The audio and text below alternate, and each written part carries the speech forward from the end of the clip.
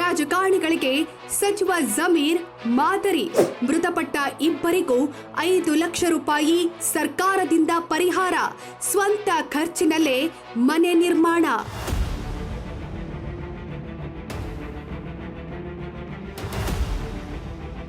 CM ಫಂಡ್ಲಿಂದ 5 lakh ಪರಿಹಾರ ಕೊಡ್ದಂಗೆ sir, ಸ್ವಂತ ದುಡ್ಡೇ ಮನೆ ಕಟ್ಸ್ಕೊಡ್ದಂತೆ.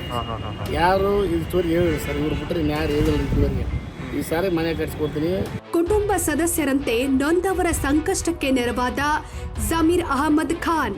ಸಿಲಿಂಡರ್ ಗ್ಯಾಸ್ ಸ್ಫೋಟಗೊಂಡ ಪರಿಣಾಮ ಬೆಂಗಳೂರಿನ ವಿಕ್ಟೋರಿಯಾ ಆಸ್ಪತ್ರೆಯಲ್ಲಿ ಚಿಕಿತ್ಸೆ ಪಡೆಯುತ್ತಿದ್ದ ವಿಜಯನಗರ ಜಿಲ್ಲೆಯ ಹೊಸಪೇಟೆ ತಾಲೂಕಿನ ಗಾದಿಗನೂರು ಗ್ರಾಮದ ಇಬ್ಬರು ಗಾಯಾಳುಗಳು ಮೃತಪಟ್ಟ ಸುದ್ದಿ ತಿಳಿಯುತ್ತಿದ್ದಂತೆ ದಿಢೀರನೆ ಸಚಿವ ಜಮೀರ್ ಅಹಮದ್ ಖಾನ್ ಅವರು ವಿಕ್ಟೋರಿಯಾ ಆಸ್ಪತ್ರೆಗೆ ಭೇಟಿ ಕೊಟ್ಟು ಕುಟುಂಬಸ್ಥರಿಗೆ ಆತ್ಮಸ್ಥೈರ್ಯ ತುಂಬಿದ್ದಾರೆ. ಹೌದು, ಸೆಪ್ಟೆಂಬರ್ 27ರಂದು ಬೆಳ್ಳಂಬೆಳಗ್ಗೆ ಸಿಲಿಂಡರ್ ಸ್ಫೋಟಗೊಂಡು 11 ಜನ ಗಾಯಗೊಂಡಿದ್ರು. ಕೂಡಲೇ ಅವರನ್ನ ಅಲ್ಲಿಯ ಸ್ಥಳೀಯ ಆಸ್ಪತ್ರೆಗೆ ದಾಖಲಿಸಲಾಗಿತ್ತು.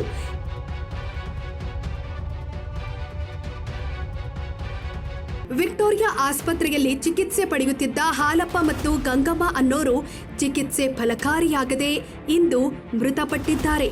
ಇಂದು ಆಸ್ಪತ್ರೆಗೆ ಭೇಟಿ ಕೊಟ್ಟ ಸಚಿವ ಜಮೀರ್ ಅಹಮದ್ ಖಾನ್ ಅವರು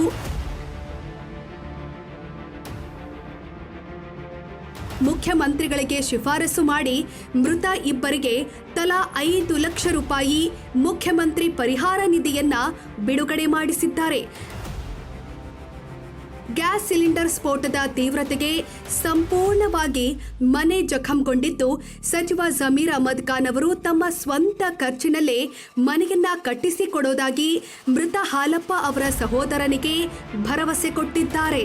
ಚುನಾವಣೆ ಬಂದ್ರೆ ಸಾಕು, ಮನೆ ಮನೆಗೂ ಬಂದು ಮಾತನಾಡಿ ಚುನಾವಣೆಯಲ್ಲಿ ಗೆದ್ದ ಬಳಿಕ ಕ್ಷೇತ್ರದ ಜನರಿಗೆ ಮುಖವೂ ತೋರಿಸದೆ ತಪ್ಪಿಸಿಕೊಂಡು ತಿರುಗುವ ರಾಜಕಾರಣಿಗಳು ಒಮ್ಮೆ ಜಮೀರ್ ಅಹಮದ್ ಖಾನ್ ಅವರನ್ನ ನೋಡಿ ಕಲಿಯಬೇಕಿದೆ.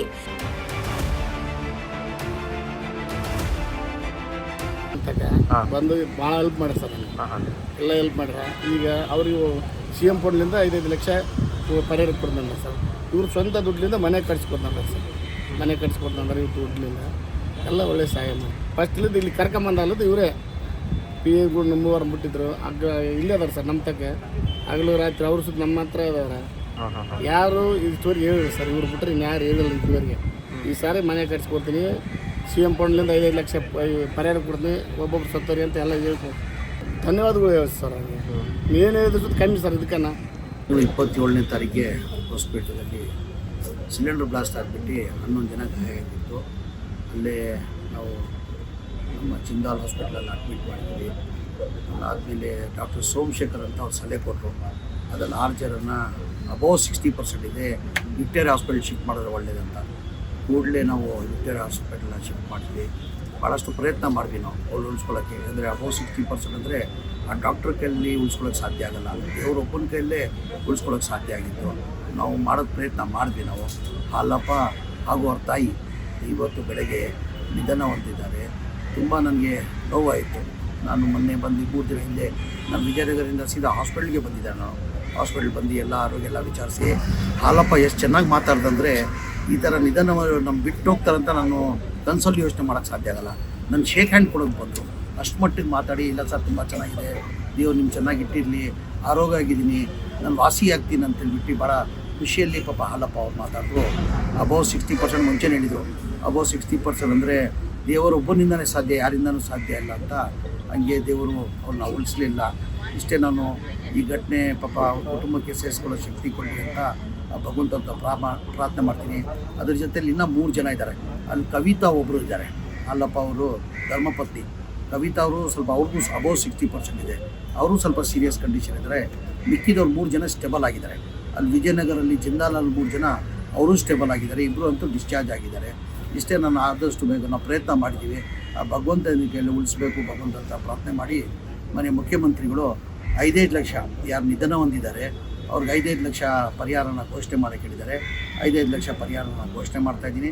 ಅದ್ರ ಜೊತೆಯಲ್ಲಿ ಅವ್ರ ಮನೆ ನಾನು ಹೋಗಿದ್ದೀನಿ, ಇಬ್ಬರು ಅಣ್ಣ ತಮ್ಮದಿರೋರು, ಹಾಲಪ್ಪ ಮತ್ತು ಅವ್ರ ತಮ್ಮ ಇಬ್ಬರು ಕೆಳಗಡೆ ಮೇಲೆ ಇದ್ದಿದ್ದು. ಆ ಮನೆ ತುಂಬ ಡ್ಯಾಮೇಜ್ ಆಗಿದೆ, ತುಂಬ ಅಂದರೆ ತುಂಬ ಡ್ಯಾಮೇಜ್ ಆಗಿಬಿಟ್ಟಿದೆ. ಆ ಮನೆ ನನ್ನ ಸ್ವಂತ ದುಡ್ಡಲ್ಲಿ ನಾ ಮನೆ ಕಟ್ಕೊಡ್ತೀನಿ ಅಂತ ಅವ್ರ ತಮ್ಮನಿಗೆ ನಾನು ಆಶ್ವಾಸನೆ ಕೊಟ್ಟಿದ್ದೀನಿ.